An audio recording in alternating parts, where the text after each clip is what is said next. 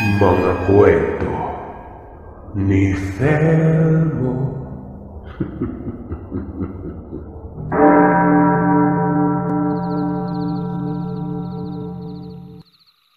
Naniniwala ba kayo sa mutya ng sanggol? Alam niyo ba na itong mutya ng sanggol ang pinakatanyag noong araw? Maraming nagkabaliw-baliw makakuha lamang ng mutya mula sa sanggol na ito. Pero ang ilan, hindi pinalad dahil nagkamali sa pagkilati sa sanggol na may mutya. Lilinawin ko lamang na hindi sanggol na buhay, kung hindi sanggol na patay mula sa pagkasilang. Malalaman natin sa kabuuan ng kwento kung anong klaseng mutya ba ito at ano ang bisa niya. Mangyari nga lang na itago natin ang totoong pangalan ng mga mababanggit dito. Ganito ang istorya. Nagmula ito sa Amla Negros. Ayon sa nagbahagi na Sorcelo, ang lolo niya na si Sikel ay napakahilig sa mga mutya. Ito ay batay din sa naikwento ng kanyang tatay na si Basilio noon. Katunayan, ang mga kaalaman ng lolo Sikel ay taglay na ngayon ni Tatay Basilio. Pero bago ang lahat, nakaranas muna si Tatay Basilio ng kahila-hilakbot na pangyayari. Nasa edad 25 taong gulang ang Tatay Basilio noon. Bunso ito sa magkakapatid at siya lamang ang naiwan sa bahay kasama ni Lolo Sikel. Ang mga kapatid kasi ay nagkaroon na ng sariling pamilya. Samantalang ang nanay niya naman ay namatay sa sakit na dengue. Madalas siyang dinadala ng Lolo Sikel sa kung saan-saan, lalo pa noong araw sa naturang lugar. Usong-uso ang palakasan ng gamit. Partikular na ito sa mga taong may karunungan. Isang araw, nabanggit ni Lolo Sikel ang mutya na lalabas umano sa susunod na linggo. Siyempre, kaagad tinanong ng Tatay Basilio kung anong mutya ito pero ang sinasabi ni Lolo Sikel, plano niya kasing isama si Tatay Basilio sa oras na kunin ang mutya. At kapag ipinaalam ni Lolo Sikel sa kanya kung ano, baka matakot si Tatay Basilio noon. Sigurado ka dyan, Tay, ah? Noong sinama mo ako minsan kamuntikan pa ako mamatay. Hindi mo naman sinabi na may mga nagbabantay pala na elemento dyan sa nakuha yung krus ng batis. Napatawa naman si Lolo Sikel noon. Yun talaga umano ang aasahan sa oras na ginustong magkaroon ng mutya. Hindi madali ang maihiwag ang mga bagay. Kailangan umanong pagdaanan muna ang matinding subok bago makamtan ang bertud na yon. Diyos ko, makamtan ba ka mo? Nasaan? Wala naman akong nakuha. Ang sabihin mo ka mo, makamtan mo at hindi ako kasama doon. Tumawa lamang si Lolo Sikel. Pero ang sabi nito'y balang araw kung ano ang mga nakuha niyang mutya. Mapupunta din umano kay Tatay Basilio noon. Paano na lamang kung hindi isinasama si Tatay Basilio, hindi daw makukuha ang gamit. Pagdating ng araw ay walang mapapasa para sa kanya. Dagdag pa ni Lolo Sikel, yung kukunin umano nilang mutya noon ay para dito kay Tatay Basilio. Hindi pa uno kasama doon na makuha niya kapag wala nang matanda noon. Hindi naman talaga mahilig si Tatay Basilio sa mga bertud. Pinipili niya lamang sakyan si Lolo Sikel at samahan ito kung saan-saan. Gawa ng lasinggero si Lolo Sikel noon. Yung tipo bang hindi nag-iiwan ng konting lakas para makauwi. Kung saan umiinom ay doon nakakatulog. Maliban pa dyan matanda na rin si Lolo Sikel. Nasa edad 75 na ito noon. Pero sa likod ng katandaan nito, may angas pa rin na parang binata. Kumbaga bagets itong si Lolo Sikel. Bukod pa dyan ay kahit kulubot na ang katawan, makisig pa rin at ubod ng may pagkamanyakis. Sa mga nagdaang araw, napapansin ni Tatay Basilio ang lolo na panay tingin sa kalendaryo. Tapos tuwing gabi pa, nakadungaw sa bintana habang nakatitig sa buwan. Kasabay naman ito ay ang panay silip sa relo. Ang bahay nila Tatay Basilio noon ay malapit sa dagat. Payak na tirahan na kahit ngayon ay umiiral pa rin. Gawa sa pawid at nakaangat sa lupa. Naninibago si Tatay Basilio noon. Para kasing hindi na normal ang mga kinikilos ng Lolo Sikel. Inakala pa nga niyang parang nababaliw ito. Ano bang meron sa buwantay at kung makatitig kayo para kayong nanabik? Sinisigurado ko lang anak na magiging tugma ang panahon kung kailan lilitaw ang mutya. Sambit naman ni Lolo. Dapat umano ay kabilugan ng buwan. At sa eksaktong 12:00 ay mapapasa kamay na nila yon. Dahil kung hindi, bagamat may mutya, mawawalan ito ng bisa. Naguguluhan na si Tatay Basilio. Pabalik-balik na lamang ang katagang mutya. Hindi niya naman alam kung ano to. Tay, kapag hindi niya sinabi sa akin kung anong mutya yan na parang napakaselan, hindi ako sasama sa inyo. Nabanggit niyo na rin baka matakot ako Bakit hindi niyo na lang sabihin sa akin na mapaghandaan ko? Hindi katulad noon na binigla niyo ako sa napakapiligrosong sitwasyon na yon. Sambit ni Tatay Basilio. Napatawa na lamang ang kanyang ama noon. Nagtanong ito kung naalala ba niya yung buntis na nagpahilot. Yung iniwan ng nobyo niya. Yun bang napadaan dito mga 2 buwan nang nakalipas, anak? Yung inakala pa na ako yung manghihilot Tanong ni Lolo Sikel. Tumango naman si Tatay Basilio. Naalala niya ang babae at para itong hirap na hirap sa pagbubuntis nun. Teka tay, bakit? Kayo yung ama ng dinadala niya? Hindi no. Alam mo kasi yung bata, namatay. Ang nagsabi sa akin ay si Kado. Asawa yun ni Karya. Si Karya kasi ang nagpaanak. Ayon kay Kado, baka umano interesado ako. Siyempre, sabi ko naman interesado ako dahil naudlot ang pagsasalita ni Lolo dahil kaagad sumabat si Tatay Basilio. Diretsahin na umano siya. Huwag umanong dudumihan ang isip niya. Saan ba siya umano interesado? Sa babae. Pinapairal na naman umano ng tatay niyang kamanya-kanya nun. Hindi ito na konsensya at namatayan na pala ng anak yon. Nainis naman si Lolo at hindi pa siya tapos ay pasingit-singit itong si Tatay Basilio. Interesado umano si Lolo sa may mutya. Yung sanggol, isinilang umano na eksaktong 12:00 ng gabi. Kabilugan ng buwan. May mutya umano ang bangkay ng sanggol na yon. At yun ang kukunin nila. Dagdag pa nito ay nailibing na umano ang sanggol. At sa susunod na kabilugan ng buwan ay lalabas ang mutya na yon. Ang bertud umano ay tinatawag na kugod o mutya ng tuway-tuway. Huhukayin umano nila ang himlayan ng sanggol at doon kukunin ang tuway-tuway na yon. Pero dapat ay eksaktong 12:00 rin ng gabi. Nagtanong naman ang Tatay Basilio kung paano naging mutya yon. Ano ba umanong batayan nito para sabihing bertud ang bahagi ng sanggol? Batay umano sa sinabi ni Kado ayon kay Lolo Sikel. Pagkasilang umano ng bata, nakadilat ang mga mata pero wala ng buhay. Maliban pa dyan, kahit anong galaw ni Karya sa may sanggol, dumidi pa ang kamay nito.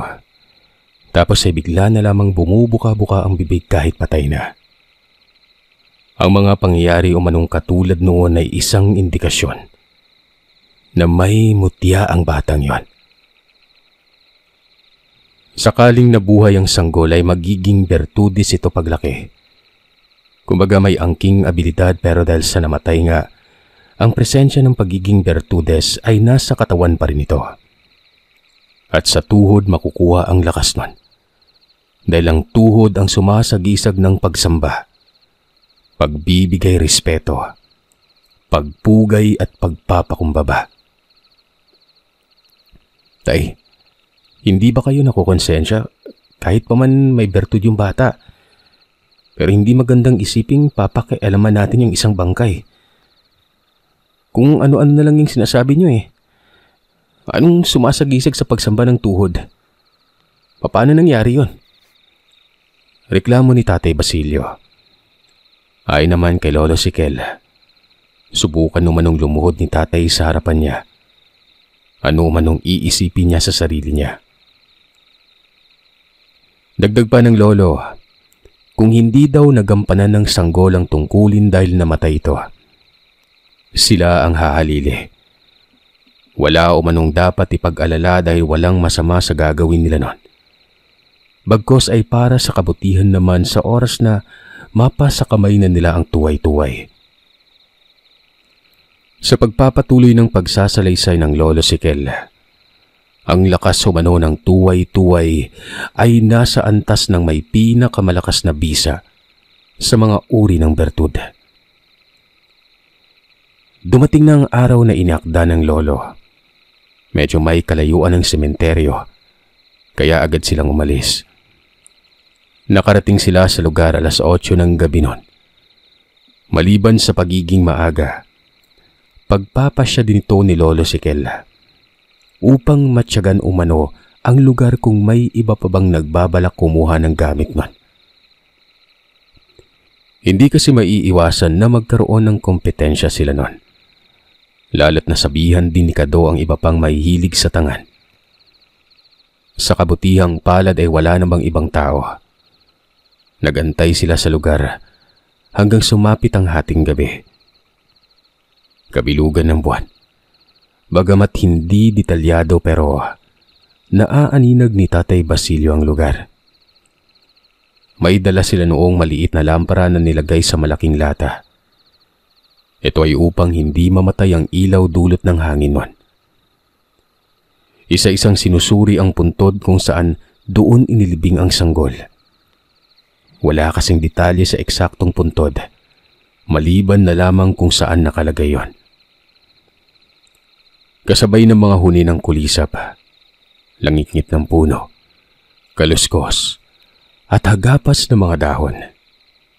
Kinikilabutan noon si Tatay Basilio. Nang masipatan ng basang puntod, kagad sinuri ng Lolo ang pangalan. Pasitabi po kasi ang bahaging ito ng kwento. Bukod sa nakakarimarim, nakakadiri din. Alam ni Lolo ang pangalan ng bata. Nagtanong ito kay Karya. Yung mamasa-masang puntod, nakumpirma kagad na ito na ang sanggol. May nakatirik na kandilang itim. Nagulat si Lolo at kaagad sinabing may nagsasagawa umano ng ritual nun. Galing umano ito sa mangkukulam.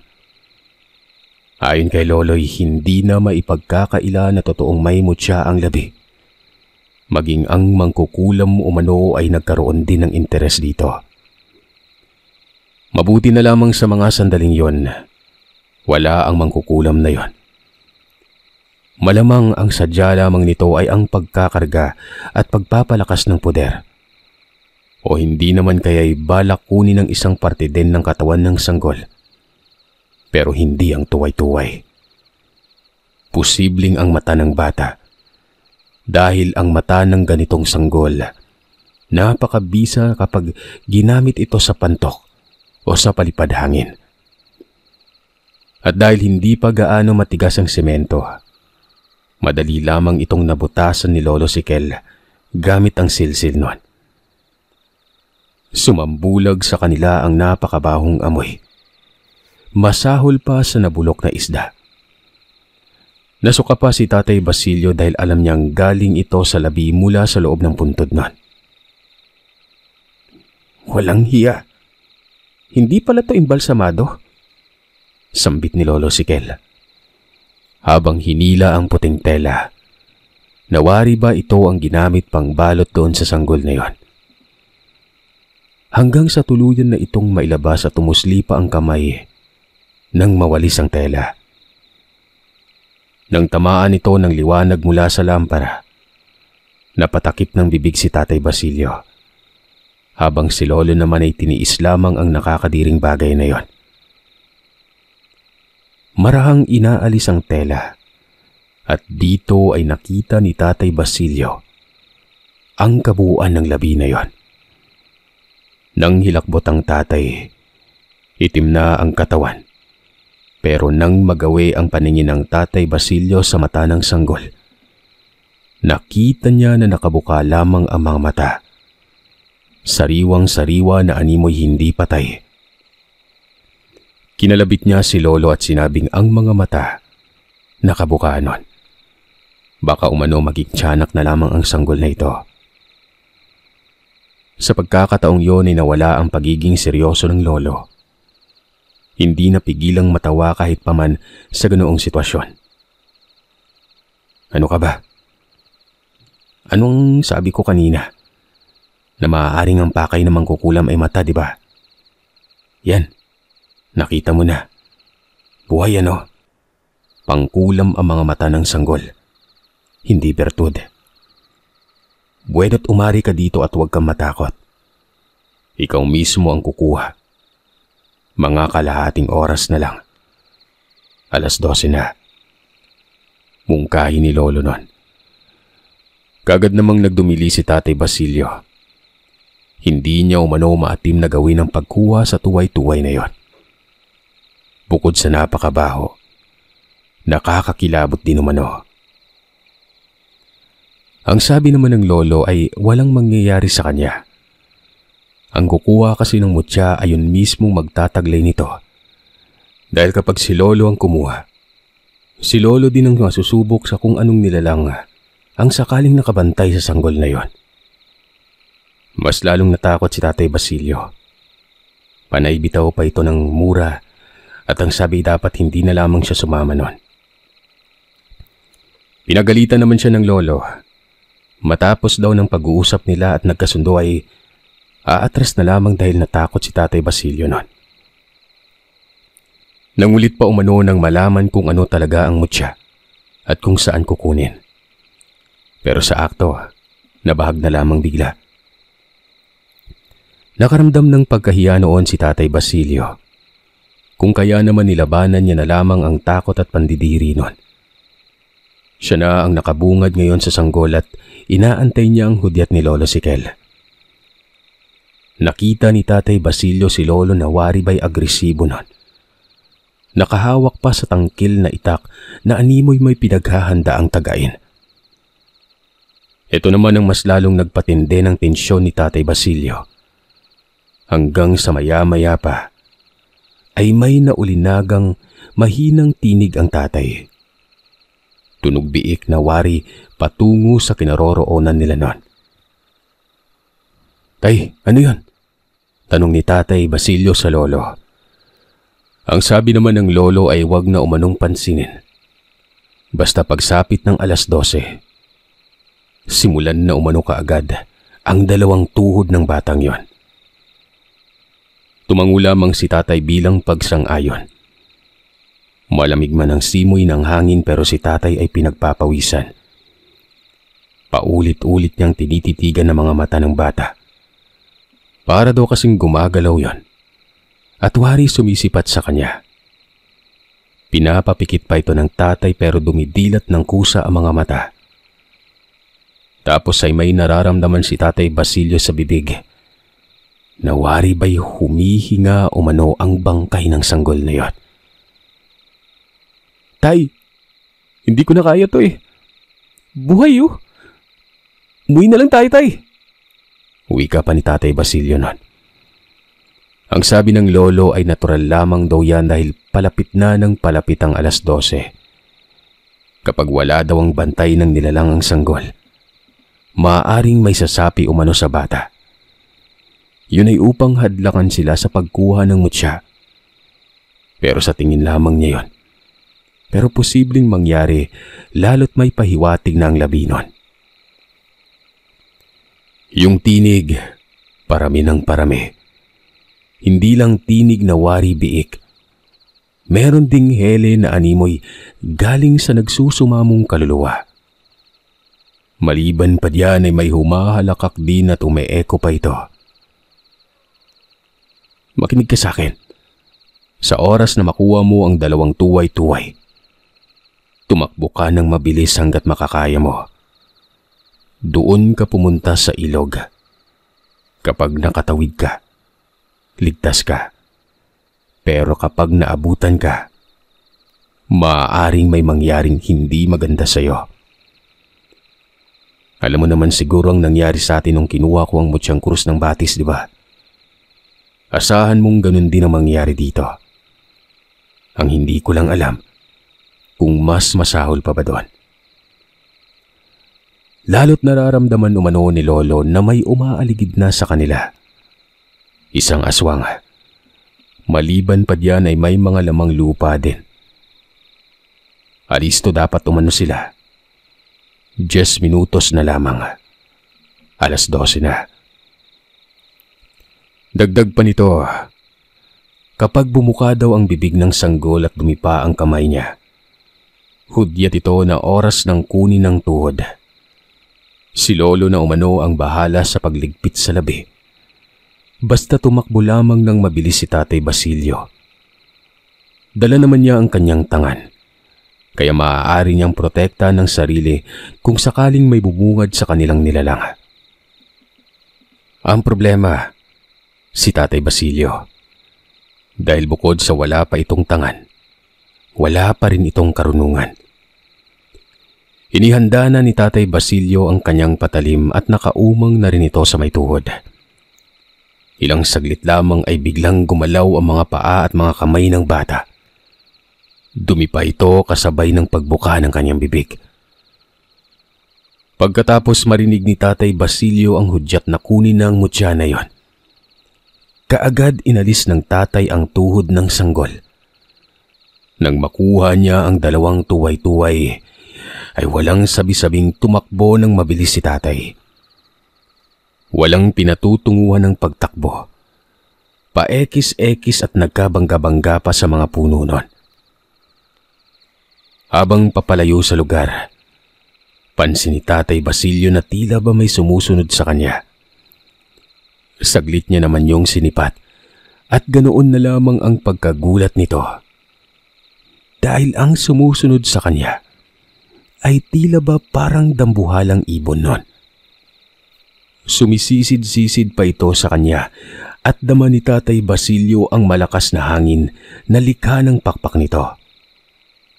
Panay-ilag naman si Tatay Basilio nun. Kasabay nito, sinusundot niya rin ang nilalang ng patalim. Hanggang sa nakarating na siya sa ilog, kaagad nakatawid sa kabila. Dito na huminto ang tatay. Nang mga sandaling yon ay tinatanaw niya ang kabilang banda ng ilog na yon. Wala namang tao. Wala din siyang nilalang na nakikita nun. Pero ganoon na lamang ang pagkawindang ng aking ama. Dahil may lumundag sa kanyang harapan na galing sa may himpapawid. Alam niya sa sarili niya na ito yung sumusunod sa kanya kanina pa. At yun ay walang iba kundi isang aswang. Naglakad ito palapit sa kanya habang unti-unting tinitiklop ang malapad na pakpak. Nag-anyong tao ito. Isang babaeng nakahubot-hubad. Walang pag-aalinlangang hinarang ni Tatay Basilio ang kanyang patalim. Pinag-aralan niyang maigi kung anong gagawin sa kanya ng nilalang. Hanggang sa tuluyan itong nakalapit nun. At kahit madilim, naaaninag ni Tatay Basilio ang detalye ng mukha nun. Mahaba ang baba. May malaking bibig. Singkit ang mga mata at nakausli ang noo. Nagsalita ang babae. Ang sabi nito'y ibigay umano sa kanya ang tuway-tuway. Dahil kung hindi, papatay niya si Tatay Basilio. Umatras ang tatay at sinipat ang lugar kung saan siya tatakbo. Yung takot ni tatay ay napalitan ng pagkainis. Paano ba naman kasi naniwala siya kay Lolo Sikel na pagkatapos makatawid sa ilog, ligtas na siya. Pero ng mga sandaling yon, hindi pala. Muli namang nagsalita ang nilalang. Iginiit nito na ibigay sa kanya ang mutya. Pero nang laban si Tatay Basilio, nang malamang napakasukal ng lugar at wala siyang matatakbuhan ng maayos. Inambahan niya ng pagsaksak ang aswang, pero napakabilis nitong gumalaw. Nakakaiwas kaagad at gumagante sa kanya ng pagsakmal nun. Kaswal lamang ang pakikipaglaban ni tatay na aakalain mong patas lamang sila ng nilalang na ito. Hanggang sa maya-maya pa'y napuruhan ng Tatay Basilio ang tagiliran nun. Dahil lang mabilis itong kumabig at lumayo sa kanya. Sinundan niya ang nilalang pero bigla na lamang itong naglaho sa dilim. Napaupo si tatay sa bato at napapaisip na hindi naman pala mababagsik ang aswang. Taliwas sa kanyang narinig sa tatay na bukod sa mabilis sa mga ito, ay malakas din. Hindi bumalik si Tatay Basilio sa sementeryo. Sa halip ay umuwi na lamang siya sa bahay. Pero nang makarating sa tahanan ay naroroon na ang Lolo Sikel. Nakadikwatro pa umano ito habang nakabungad sa hagdan. Nakangiti na wari tuwang-tuwa habang nakikita si Tatay Basilio nun. Tay, hindi magandang biro yun tay ah. Sabi mo sa akin kapag nakatawid ako ng ilog, ligtas na ako ah. Tumawid ako. Sumunod din yung aswang sa akin. Bulalas ni Tatay Basilio nun. Ayon naman kay Lolo, natural umano na makakatawid ang aswang. Hindi naman bantay ang aswang sa mutya. Kung lamang lupa pa ang nakahabol sa kanya, siguradong mapapahamak siya nun. Pero dahil nakatawid nga si tatay ay ligtas naman ito. Sa oras kasi umano na makatawid dito, doon naggagana ang bisa ng mutya na yon. Nakita niya umano ang aswang at maiging ang hinamak siya nito nang masubukan niya umano kaagad ang bisa ng gamit ng mutya na yon. Hindi ba umano nagtataka si tatay nun? Naguguluhan si Tatay Basilio nun. Hanggang sa nagpatuloy sa pagsasalita si Lolo. Ayon dito, ang aswang daw ay hindi kayang matapatan ng isang normal na tao lang. Pero dahil may taglay na tangan si Tatay Basilio, nagawa niya itong maungusan. Dinukot ni Tatay Basilio ang dalawang mutya sa bulsa. Nanlaki ang kanyang mga mata dahil umuusok umano yon. Parang sobrang init pero hindi siya napapaso. Hanggang sa maya-maya pa'y nawala na lamang ang usok nun. Tumingkad ang kulay ng dalawang mutya. Nagsabi si Lolo na hahawakan niya umano ito. Nang mahawakan ay sinabi nitong malakas ang karga. Isa umano ito sa tangan na hindi na kinakailangan pang dasalan. Natural na umano sa mutyang yon ang lakas na hindi kukupas. Ang problema nga lang umano, kapag ginamit ito sa masama, lulukubin ng kasamaan ang buong pagkatao ni tatay. Napakadelikado umano nito at dapat ingatan, huwag umanong paghiwalayin ang dalawang tuway-tuway na yon. Dahil walang bisa ang isa, kung wala ang isa nun. Muling nagtanong si Tatay Basilio kung ano ang bisa nito, kung ano ang abilidad na kayang ibigay nito sa nagmamayari. Ayon kay Lolo, hindi umano ganun kadali magkaroon ng sakit ang merong tangan ng tuway-tuway. Yung kabal umano kung alam ni tatay, pampatibay ng katawan. Maaaring tablan ng baril, itakat kung ano pa, pero hindi ganoon kalakas ang pinsala nun. Pagtiwala lamang umano sa gamit at dapat ay may sapat na tapang. Sa pagpapatuloy ni Lolo, kapag nawalan umano ng tiwala sa gamit ay mawawala ang bisa nito Kahit gaano kahina ang katunggali, sa oras na mapangunahan ng takot, kusang bababa ang bisa ng mutya. Ang pagkatakot o anumang agam-agam, indikasyon ito na walang tiwala sa gamit. Pero kapag buo ang paniniwala, kahit gaano kalakas ang kalaban ay hindi matitibag ang sino mang nagtataglay ng mutyang yon. Maliban na lamang kung ang katunggali alam ang kahinaan ng gamit. Isa pang bisa umano ng mutya ang kakayanan nitong kumilatis ng tao. Maging ang mga bagay na mahirap ipaliwanag, matutukoy ito ni Tatay Basilio. Napangiwi ng bibig si Tatay Basilio at ayon sa kanya ay parang hindi naman kapani-paniwala ang mga sinabi ni Lolo. Pero maring sinabi nito na pwede umanong subukan ni Tatay Basilio ang mutya kung may pagdududa pa ito. Tumayo ang lolo at naglakad patungo sa likuran ng bahay. Pinasunod naman ito ni Tatay Basilio. Nilagay sa sangkalan ng 2 tuway-tuway na yon. Maya-maya pa ay narinig ni Tatay Basilio na nagmumuni-muni ang lolo. Hindi na kaila sa kanya na nag-uorasyon ito. Bumunot ng itak. Tinadtad ang 2 mutya. Nanlaki ang mga mata ng tatay. Kitang-kita niyang hindi man lamang nagalusan ng tuway-tuway. Tumatalbog ang itak. Matapos noon ay kinuha ng lolo ang lampara. Sinindihan ng mitya at pagkatapos noon ay itinapat ang isang tuway-tuway sa usok na yon. Sa maniwala man kayo o sa hindi, hindi man lamang tinatamaan ng usok ang tuway-tuway. Ayon pa kay Lolo Sikel, ang pagpapausok ang isa sa pinakamabisang pagkilatis sa tangan kung buhay ba o hindi yon. Nakikita mo naman, di ba? Tingnan mo ang usok. Hindi man lamang nangitim ang tuway-tuway. Medyo mabaho nga lang. Hugasan mo ito pagkatapos. Amoy patay pa eh. Ayon pa kay Lolo, para makumbinsi umano talaga si tatay, ay kunin niya yung bato sa paanan ni Lolo nun. Itapat niya umano sa usok nun. Nang ginawa ito ni tatay ay bigla na lamang nangitim ang batong yon.